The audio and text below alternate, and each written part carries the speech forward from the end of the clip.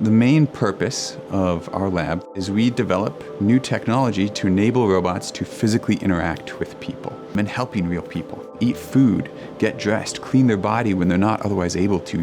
People with neurological and neurodegenerative diseases, stroke or multiple sclerosis, ALS, muscle dystrophy, late stages of dementia. We develop robotic technology to help these individuals regain independence in their home. Clothes that have sensors built into them for helping individuals get dressed. Robot-assisted feeding that can help individuals eat food independently. And especially, how can you speak to the robot so you can tell the robot, feed me a scoop of blueberries and then a scoop of yogurt, or maybe mix these things together and then give me a bite. Hey, Obi. Can you scrape the sides of the Cheerios bowl and then feed me a big scoop of Cheerios? Got it. Processing. Another way of doing that is a head-worn hat device to control a robot to grasp a tissue, bring it to your mouth, blow your nose, and then throw the tissue away. Grab a water bottle, bring it over to your mouth to take a drink.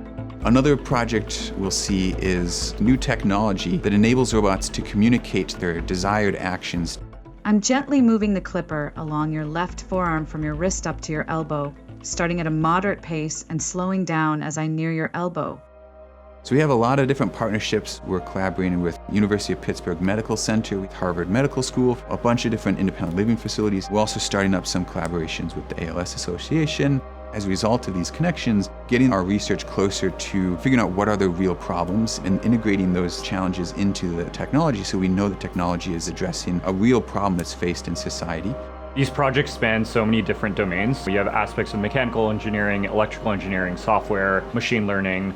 Recent statistics find that about 1 in 6 US adults are providing care for a family member or friend. And these are working adults that are also having to, on the side, or sometimes taking off of work entirely. Many of my parents, aunts, and uncles are in this situation. Even my own family is affected by this. Doing this research we're doing at Carnegie Mellon allows us to deploy these robots with so much more capabilities and do these futuristic tasks that people are just thinking of in like sci-fi movies. Being able to do this research to advance robotics and AI is going to be so useful for the general public. We'll spend months, in some cases years, developing this technology. When we bring this technology out into the real world, it is so exciting to see that when we're there in the moment and seeing real people use this technology, see their face light up. They have the biggest smile in the world. They're like, it's been 5 years since I've drank water on my own. It's been several years since I've eaten food. Being able to give a rose to my wife, right, for the first time in a decade. And I think that's what makes a lot of this hard work